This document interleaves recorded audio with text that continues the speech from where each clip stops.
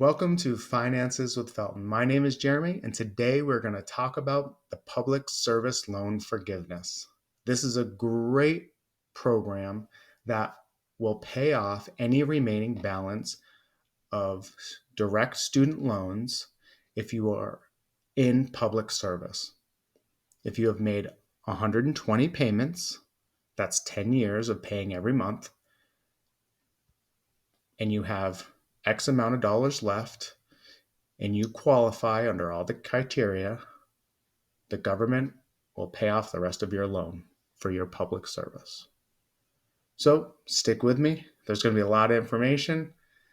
Please leave any comments, questions down below, and I will gladly answer those. And please like and subscribe. I would really appreciate it. So let's talk about employment. If you work for a US-based government organization, whether it's federal, state, local, or tribal, you can qualify under this program. If you work for a nonprofit organization that is under the Internal Revenue Code, tax exempt, that's 501 subsection C3, you can qualify for this. If you have public service that you do, I will leave the link down below in the description, and you can check it out and see if you qualify. If you work for a profit organization, they are for profit, they are here to make money, you will not qualify for this. If it is a labor union or a partisan political organization, you will not qualify for the public service loan. So now that we know who the employer is, you also have to know that you have to be working full-time. What is full-time for these certain criteria? It has to be at least 30 hours a week. If you're working 30 hours a week, then you are going to be covered under the PSLF. So now let's talk about the different loans that are available. The only loan that you can have that will qualify for PSLF is a direct federal loan. So if you don't have a federal direct loan, you're not going to be able to qualify. There's some caveats to this to make things work. So let's get into that. A lot of people had family federal education loans and Perkins loans. Some people also had federal direct loan plus. So what that is if your parents got a loan for you and it was a direct plus loan, the only way you can pay that is 10 years. It's not advantageous for your parents to have that loan, because after the 10 years, you're done paying it anyway. You're not going to be able to pay off anything. But what you can do with those type of loans is you can get a direct consolidation loan. This loan will now be applicable to the PSLF, and you can use it as the loan. So now you can qualify under the criteria. That loan will allow you to now look further into the plans you can use to satisfy that 120 payments. If you have previous loans and you're kind of already in this mix of where you are currently using the PSLF system, and you have those other loans that you have not consolidated, you can still do that. The loans that you have previously, the payments will count.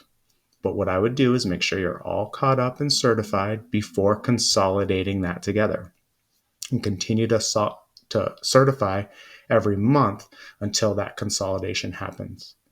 If you haven't started and you're just starting out and you're going to consolidate, that's perfectly fine. You're going to consolidate first, and then you can move forward and you will be certifying, which we'll talk a little bit more later.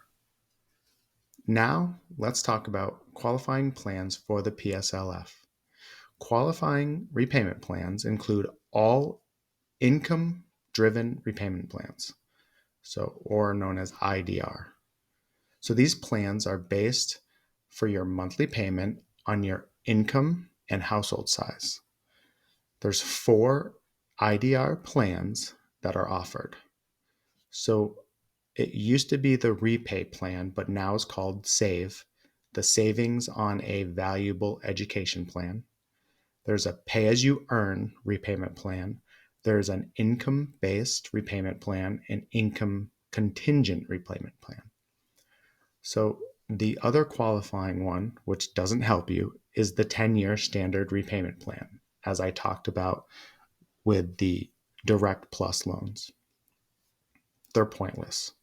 So you're here for the benefit of, let's use one of the other plans to extend out your plans. It'll help you keep some income, not pay as much, hopefully, and then in 10 years, you'll get to pay the rest of it off from the government.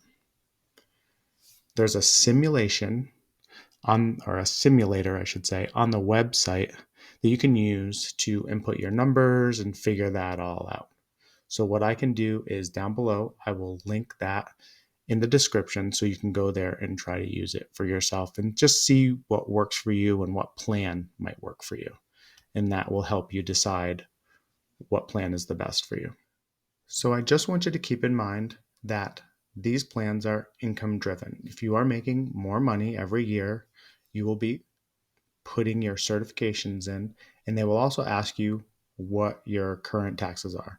So if you just submit your taxes every year, you can use that as a way to tell them what you are making, and they will base your payment off of whatever you're making. So if you are increasing your payments every year, it's because you're making more money every year. That's the way this will work. So just keep that in mind. Yes, your payments will go up as you make money, but hopefully within that 10 years, you'll have money left over that the government will pay off for you, and it will be a benefit for you in the end. So now you can apply for the PSLF if you have not, and you will use the help tool, which I'll link down below, but that will let you check and see if your employer is in the group. And if they're not in the group, you can ask for them to see if they are eligible, to review them. And that way, if no one has ever done it before, you might be the first one, but you can see if your particular job is eligible if they're not already in there. But the help tool will be linked down below, which you can grab that too. So once everything is good and you're ready to certify that you are working for that employer, there should be someone in your HR who will certify your form. So the form that you will have, you'll just fill it out, name, social security number, all the information that's in there, you'll see it.